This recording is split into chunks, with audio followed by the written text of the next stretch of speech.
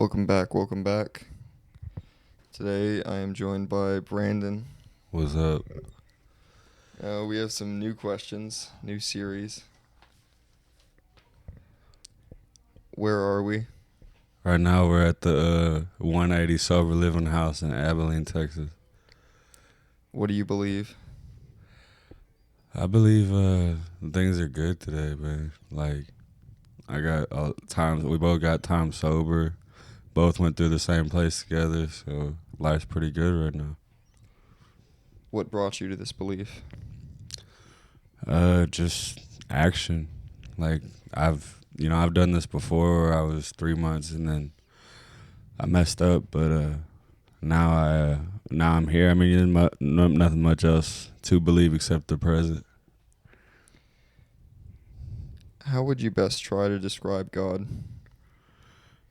Well, me being Christian, I mean, everybody has their own thing, but I think he's somebody that's always, or not even somebody. I mean, he is, but something that's always there for you, there with you, watches over you.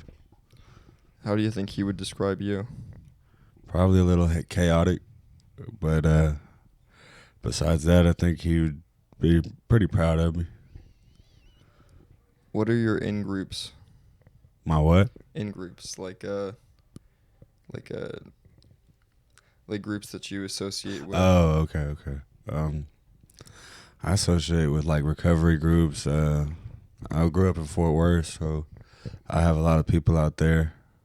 I just like to associate with people that are, doing what they're supposed to. I used to associate with the wrong type of people, and it led me nowhere. So, What are your out-groups? like groups I don't associate with. Yeah. Now it's people. It's weird. My in groups used to be people that use drugs and alcohol, but now those would be the people I don't hang out with. Not that I don't want to help them if they want it, but I just don't associate with people like that, or people that are just doing. Also, I don't associate with lazy people, like people that don't want to do nothing. Because it's one thing, if you're trying, but if you're not even trying, man, like I don't want to be around you. How would you describe the people of this city? Well, actually, my mom had family out here, so I've been out here before and visited. But so far from now, I mean, I was only like 5 then, so I didn't really know besides family. But from what I've seen here in the last 38 days is pretty cool. I got dating a girl out here. She's not from here, but all the people I've met so far have been pretty cool. I haven't really met somebody that I didn't like out here. And the people of your church? How would you describe them? Well, actually, I've only been to one church since I've been here, and it was real small. They're pretty good. I'm trying to find, something different because that was kind of that was like almost like an 1800s church. So I'm trying to find something new, but so far I couldn't tell you because I don't. The people I went to the church with were cool, but they were all old timers, and I'm pretty young, so. How would you describe people in general? Well, I like to people watch, so like if it just depends. I watch people what they do before, because a lot of people tell you who they are before they say anything. So, I give everybody the benefit of the doubt until they prove me wrong.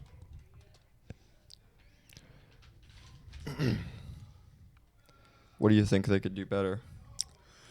Well, that just depends on who you're talking about, really. But I mean, in general, people could be more, maybe compassionate. I'm not saying everybody's a hard ass, but most people I've met are, and I think people could just be more kind to each other. Yeah. What would you ask God if you had one question? To be honest, recently it's been it used to be why me, but I did have a friend that died recently, and I would just want to know why he got shot and killed back in December. So I know that he had, everybody has their day, but I was just wondering why his day was that day and why it happened that way. That would be my first question. What does fear mean? For me, fear is just because there's the right type of fear. If there's a huge grizzly bear, you're gonna obviously be feared. That's the right, but then like fears of stuff like mental fears. I think fear used in the right way is good, but I think that a lot of people are fearful of things they shouldn't be. What do you fear? What are you afraid of? Me, failure. Not now. Like I'm pretty good now. I just started this journey, but I mean, I just like I'm not really fearful of anything, man. Like I don't really get scared easily or nothing like that. What does love mean? Love is whenever to me love is like if I love somebody and they say they love me and they really do, it means that they do what the best they can to not use something against me, or not just like if you're talking about relationship, like I mean there's all types of, you have friendship love, relationship love, family love.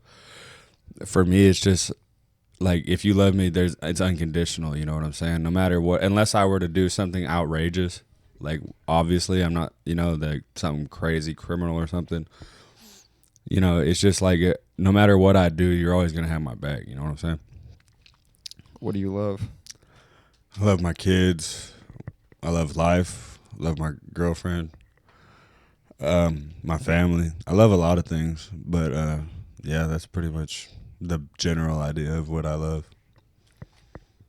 What are you in control of? I'm in control of what I choose to do. Nothing else. But the only thing that I can't control other people. I can't control what other people do. A lot of things in the world you can't control, but the one thing I am in control is what I choose to do with myself. What do you want control of? Really, I don't want control of anything besides my own life. I'm really kind of happy-go-lucky. I don't really, like, I'm not a control freak where I try to be in a situation where I want to be in control of everything. So, but really the only control I want is like self-control is a big thing I want. Because I mean, I'm pretty good at that now, but self-control used to be a big problem for me. Okay. Tell me a story. Any story. Just first one that comes to mind. Happy, sad, made up, real. I guess I could tell that story about my friend. It's pretty sad, but we was the day after my birthday. I was actually in a sober living home, and I was in another one in Gainesville, Texas, which is up by Oklahoma. And I'd been working all day. I had just seen this guy. Like, this is a kid. He was a kid to me, but he was 22 when he got killed. I was up there, and he was down. I'm from Euless, Texas, so that's where everybody I know grew up. And I was in Gainesville. I had about 2 months sober, and mind you, he got killed on December 10th. I turned 25 on December 9th. So I went to work the next day. Like I talked to him the day before my birthday. He wished me happy birthday and all that. And I'm not gonna lie, he was in the drug business. Like he sold weed and all that. So I mean, basically what happened was I got a call after work. I was at work all day, and when I'm at work, I turn my phone off depending on what job I'm at. Like the job I'm at, I couldn't even use my phone. I was doing so much stuff. And I remember I got picked up because they would have a van come pick the guys up from work. So they picked me up, and I just, I turned my phone on. I'm scrolling through Instagram, and his name was Alex, but we called him Frog. That was his nickname. And I just seen a bunch of long-lived frog. I'm like, what the hell is going on? And then I got a call literally like 2 seconds later from Trey. He'd been trying to call me all day. And basically what happened was my friend Alex was selling weed, and this guy, guy he didn't know, asked him to buy some weed or some weed carts, and when he showed up, he tried to rob Alex, and Alex was the type of guy that was like, he could fight, and he wasn't gonna like just give up his stuff. And well, anyway, the guy tried to grab the weed carts out of Alex's hand. Alex punched him, and when Alex punched him, he reached out and shot Alex in the chest, and or not in the chest, he shot him up under his armpit, like right there. So, but he would have maybe survived, but he got shot with a .40 caliber, and when he got shot, it didn't exit him. It bounced around and blew his organs apart. So he ended up dying that night. Yeah, that was hard. Shit.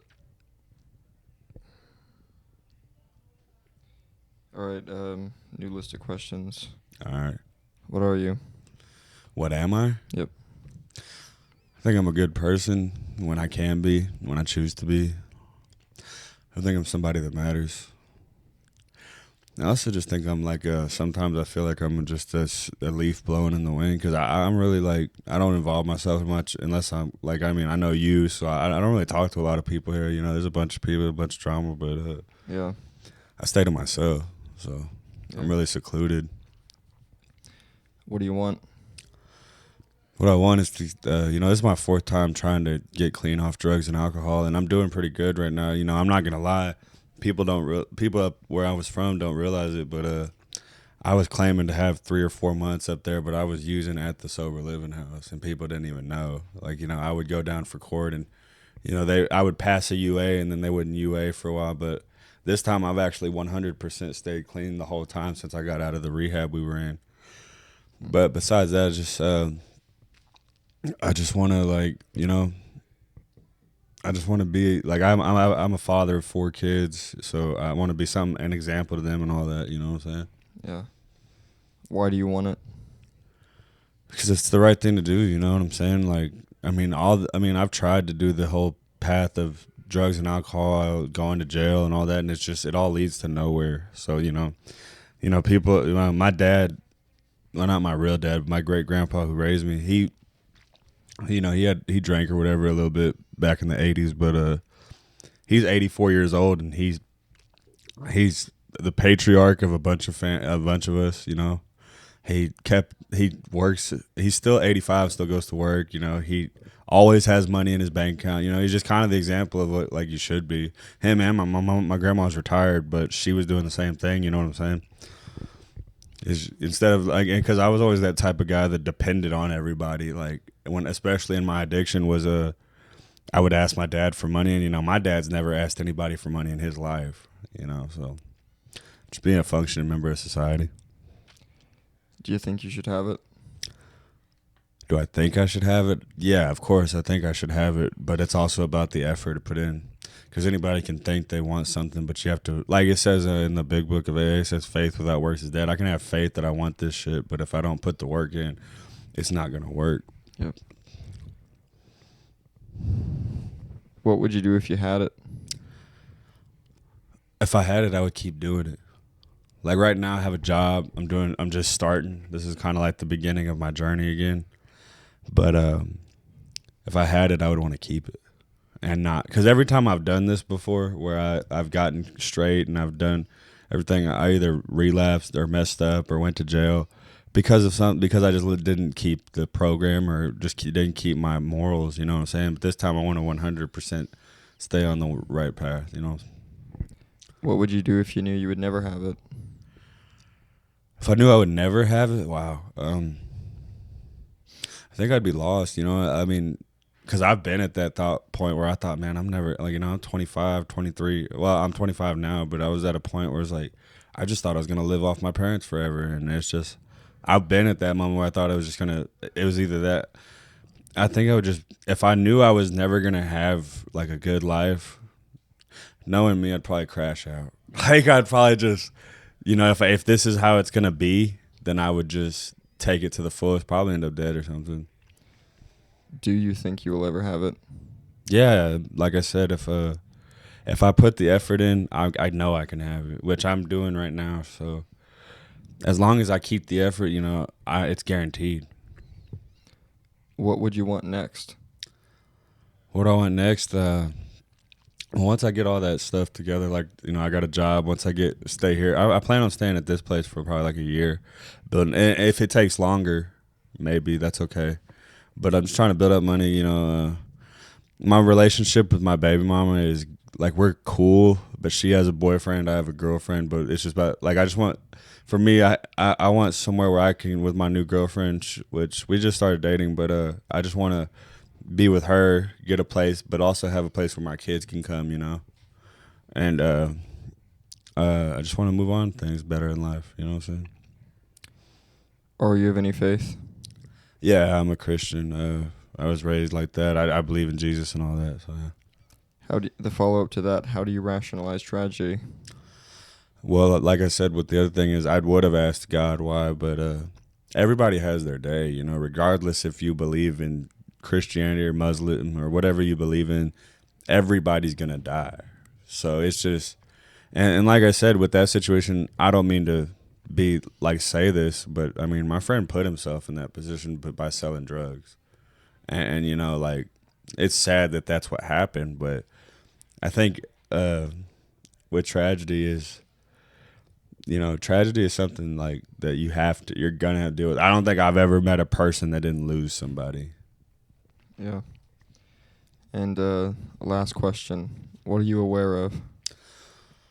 You know, now that I'm sober, I'm aware of a lot of things, man. Like, you know, I'm aware that I'm alive. I'm aware that I'm doing good. I'm aware that I'm loved, all that. So, yeah. Nice. Anything you want to talk about or? Nah, I mean, I was just, you know, I know it's kind of short here, but I was just, you know, it's good. So. Nice. All right.